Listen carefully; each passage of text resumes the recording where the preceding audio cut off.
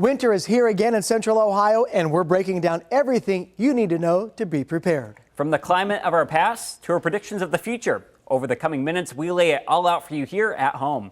And you know, it's not just the weather that moves through Central Ohio that impacts our winter. We're also taking a trip around the world to track down all aspects to our winter forecast.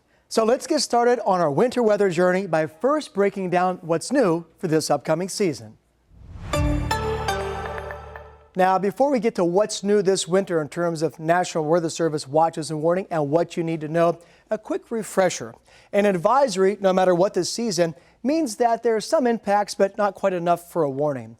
A watch means that some of the ingredients are there, but not quite confident enough that the overall impact is going to be one that reaches a warning criteria. If we have a warning, that means that the event is occurring or there's high confidence that it will. Again, when we're talking about winter, we're talking about snow and ice and wind, and we'll address all of those.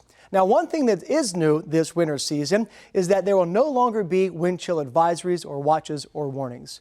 Instead, you're going to hear us say cold weather advisory, and that simply means the air temperature or the wind chill is 10 degrees below zero or colder.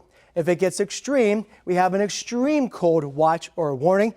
That replaces the old wind chill watches or warnings, and that simply means an air temperature will be or a wind chill of 20 degrees below zero or colder. Now, we had one of these only last week, and that means that a snow squall warning, they've only been issued by the National Weather Service for about the past 6 years. Intense, short duration periods of very heavy snow, gusty winds, and reduced visibility that could even be nearing whiteout conditions. And like tornado warnings, their summer counterpart, for example, we can have significant tags. And that means that if a significant snow squall warning is issued, that the threat will be substantial. So keep that in mind. Hopefully you won't hear about it much, but no, a snow squall warning means business. Now, a winter weather advisory, this is something we'll certainly have dealt with and will deal with this winter. That means one of the three. Either 3 inches of snow or sleet is expected, a quarter inch of less or ice is expected, or general winter conditions that will negatively impact travel are expected. If we have a winter storm watch or a warning, that means that we're expecting an accumulation of 6 inches or greater of snow or sleet during the forecast period. An ice storm, we don't get many of these, but they're dangerous. They're issued when we're expecting an accumulation of a quarter inch or greater of ice. When we have a blizzard warning, again, very rare, but just know, interesting fact, it actually does not have to be snowing for a blizzard to occur. We do have to have these three things. We have to have sustained winds or gusts over 35 miles an hour, falling or blowing snow, and visibility less than a quarter of a mile for at least 3 hours. So now you're brought up to speed on the latest winter watches and warnings and advisories. And now that you know what our terminology is about the alerts, let's turn it over to Dylan Robichaud for the latest and a breakdown on how climate has been impacting our winters.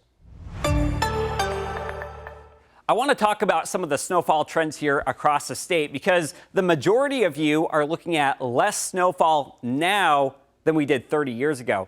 The exception is Cleveland. They've seen a 42% increase in annual average snowfall now compared to 30 years ago. Columbus and Cincinnati have both seen a decrease in their average annual snowfall. We'll talk about the reasons for Cleveland coming up in just a bit, but what are we seeing here in Columbus? Well, there's two reasons why we are getting less snow in Columbus now than we did 30 years ago. Reason number one, it's warmer. That's not an opinion, that's fact. The climate is warmer here, and I'll have the data to back that up in a few seconds. And there's less ice on the Great Lakes, which is also impacting the climate here in Central Ohio as well. So let's talk about that warmer climate. The winter, December, January, and February is warmer by about 5.6 degrees here in Columbus. That is a fact from 2024 going back to 1970. And winter is warming faster than the other three seasons. Look at winter here. The blue line here is warming at a faster rate than spring, summer, and fall. And it's not just us. And in fact, basically all locations east of the Mississippi River Valley are warming up faster in winter than the other seasons. You head out towards the Colorado Rockies and the Mountain West, it is mostly in the summer and spring months. We are getting less snowfall, okay? Surveying all the snowfall stations here across the lower 48, 64% of those stations are reporting less snow now. Only 36% are reporting more snow than the 1900s, okay? So the data, you can't make this up, folks. We are definitely seeing less snowfall here. The other reason is because we are seeing fewer nights below freezing. In the city of Columbus, this is data specifically in central Ohio for the last 5 decades. On average, in winter, we see 20 fewer nights where the temperature gets down below freezing. So obviously, if it's not cold enough, well, you're not going to be looking at quite as much snowfall out here. Also, the Great Lakes, take a look at the ice coverage across Lake Erie. No doubt about it, the data shows that it is dropping. We're seeing fewer days where we have a covered lake here across Lake Erie. And then also, as we look at days where there's ice on the lake, on average in winter, we're seeing 35 fewer days. You go back to 1973, we would see about 95 days per year where there's ice on Lake Erie. Now that number has dropped down to 60. It's quite simple. If there's less ice on Lake Erie, you're going to get more evaporation. So that's going to mean more lake effect snow in Cleveland, okay? On the contrary, in Columbus, if there's more ice, then you're going to get more snow in central Ohio. Why? Because cold air that comes down from Canada won't modify as much as that cold air mass moves over the lake. If the lake is frozen, the cold air will stay cold. If the lake's not frozen, well, that cold air will warm up. And so that means that we are more likely to get rain instead of snow. Of course, climate trends are only one piece of the pie. Meteorologist Michael Behrens is going to talk about some global weather patterns that can also affect our winter. Thanks, Dylan. There's no shortage of global weather patterns and numbers we can look at when it comes to predicting the winter season, so we narrowed it down to the 5 that have the greatest weather impact. Of course, first off, there's the La Nina. We've been talking about this for months now. We're still expecting it to set up. To figure this out, we look down at the southern Pacific and the trade winds. As trade winds intensify, what they do is they upwell a layer of cold water in the southern Pacific, and that cold water actually has impacts on our weather all the way back here in the United States. The typical La Nina pattern includes a wetter than average winter across much of the Midwest, including Ohio, colder than average temperatures in the northern plains. Some of that could occasionally get down toward our area, but we're also not far off from a warmer and drier winter down in the southern portions of the United States. The one thing that's most certain with the La Nina is certainly that wetter than average pattern here in central Ohio.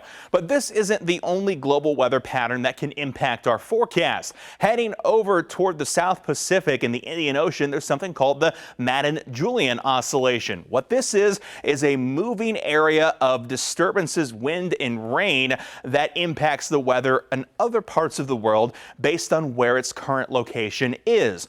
Over the next few weeks, we're expecting this to move into the Pacific, and that could mean a slightly drier and slightly colder few weeks here in central Ohio.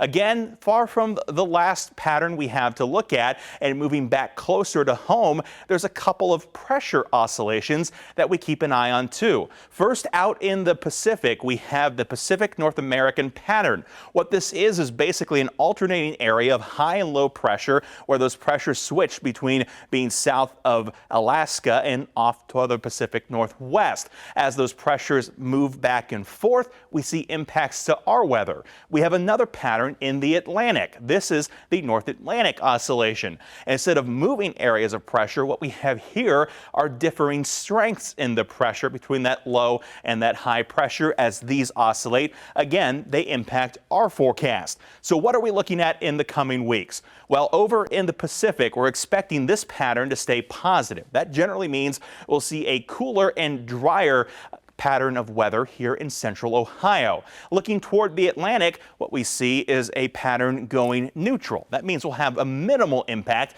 but the impact that we do have would be more towards, say, average, maybe slightly milder than average temperatures. So overall, this one not going to be a major impact, but that P&A could be a factor in our forecast. Then there's the wild card, the Arctic oscillation.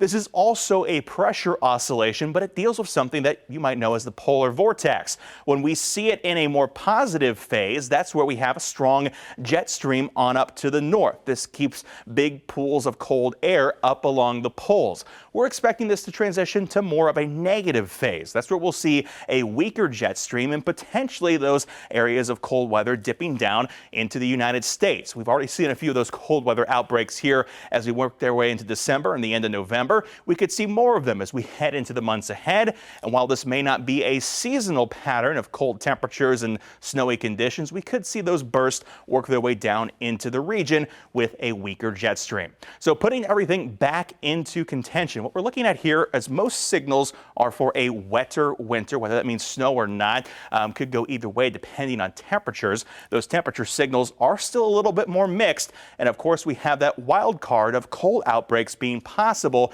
with the Arctic oscillation. So those are the factors in play for this winter. But what does it all actually mean for our forecast? To find that out, let's toss it back to Chief Meteorologist Jerry Martz to tie it all together. So what does this all mean? Before we get to that forecast part of it, let's talk about where things normally are during the course of the winter. We're looking at December through March. Average temperature during that time is just above freezing, about 34.5 degrees.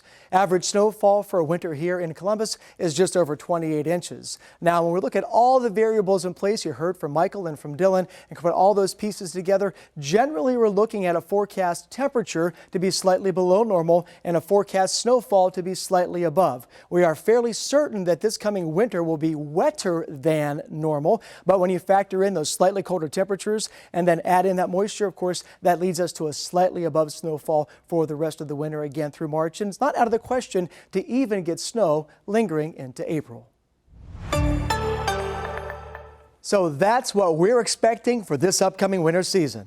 Of course, major storms or lack thereof could cause some changes to the forecast, but know that these factors will get you on the right track. And as things change week to week, you can always count on the 10 Weather Impact team to keep you covered all winter long. Thanks for joining us for this special on 10 TV Plus, and make sure you stay warm and safe out there this winter season.